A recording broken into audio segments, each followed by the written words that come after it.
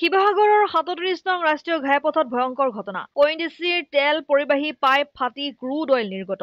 দিচাংমুখ তেলখাদৰ পৰা মেটেকাস্থিত GG3 সংযোগী pipe ফুটি নিৰ্গত ক্ৰুড অইল। ৰাষ্ট্ৰীয় ঘাইপথত তেল বিয়পি পৰাত হোৱা-দোৱা লাগে ৰাইজৰ মাজত। যিকোনো মুহূৰ্ততে অগ্নিকাণ্ড সংঘটিত হোৱাৰ আশংকা ততাতৈয়াকৈ মাটিৰে পুতি পেলোৱা হয় বিয়পি পৰা তেলসমূহ। ONGC কৰ্তৃপক্ষৰ গাফিলতিৰ বাবেই সংঘটিত হবলৈ পায় এনে বিপদজনক ঘটনা। ঘটনাস্থলীত অগ্নি নিৰ্বাপক বাহিনীৰ সতৰ্কতা অৱলম্বন। এইটো একচুৱেলি আমাৰ দিচাংমুখৰ পৰা লাইন আহি আছে। এই দিচাংমুখৰ পৰা ইয়াত এটা আমাৰ এইটো তেলৰ লাইনটো দিচাংমুখৰ পৰা এটা লাইন আহিছে। ইয়াত এটা আমাৰ ৰিগ আছে, তালে তাৰ পৰা মিনি পুল আছে। মিনি পুলৰ পৰা আহে তেলটো, কিন্তু আহি ইয়াত একচুৱেলি এইটো হৈছে এইটো ডেমেজ পাইপ। একচুৱেলি এইটো পাইপটো একচুৱেলি ডেমেজ হোৱাৰ কাৰণে ক'ত ব্লাষ্ট হৈছে এইটো কথা। এইটো একচুৱেলি ডেমেজ পাইপ। যদি যিটো তেল সৰবৰাহ পাইপৰ হোৱাহেঁতেনতো অলপ ঘটনাটো হেৰিয়ালৈ গ'লহেঁতেন, কিন্তু এইটো ডেমেজ পাইপ ফাটি গৈছে। সেইটো কাৰণে নতুন পাইপ আমাৰ একচুৱেলি ৰিপ্লেচ কৰি আছে। এই বতৰৰ এনেকুৱা হেৰিয়াৰ কাৰণে কাম কৰিব, কিছুমান পথাৰত কাম কৰিব পৰা নাই। এইটো কি ৰাস্তা? Highway, national highway. এইটো কুডেলটো বিয়পিছে। এতিয়া কি কৰিব? এইটো একচুৱেলি এতিয়া আমি আমাৰ DC ছাৰৰ পৰা আমাৰ DC কৰ্তৃপক্ষই পাৰ্মিশ্যন লৈ ৰাস্তাটো এইটো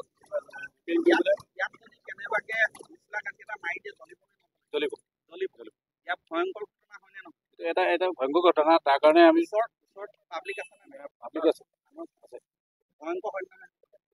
এইটো এটা ভয়ংকৰ ঘটনা, যিটো কাৰণে পাব্লিকৰ লোকচান হ'ব। পাব্লিক লোকচান হ'লে এখন মানে অৰাজকতাৰ সৃষ্টি হৈ যাব।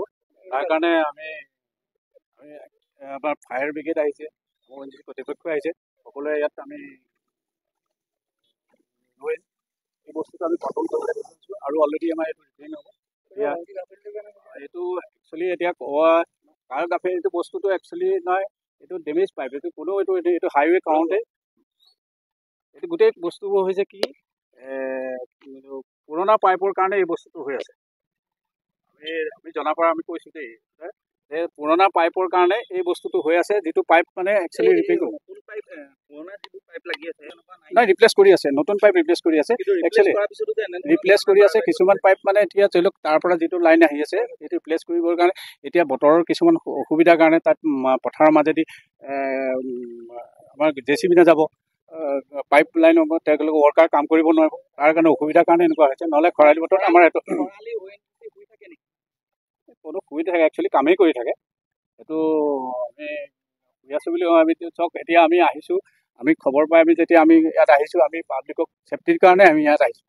আমি পাব্লিকৰ ছেফটিৰ কাৰণে আহিছোঁ। কেলৈ ইয়াত পাব্লিকে কোনোবা আহিব, গাড়ী এখন লৈ ইয়াত শ্লিপ হৈ পৰিব, তাৰ পৰা জুই জ্বলিব, কিবা অঘটন হোৱাৰ আগমুহূৰ্তত আমি সকলোকে ফায়াৰক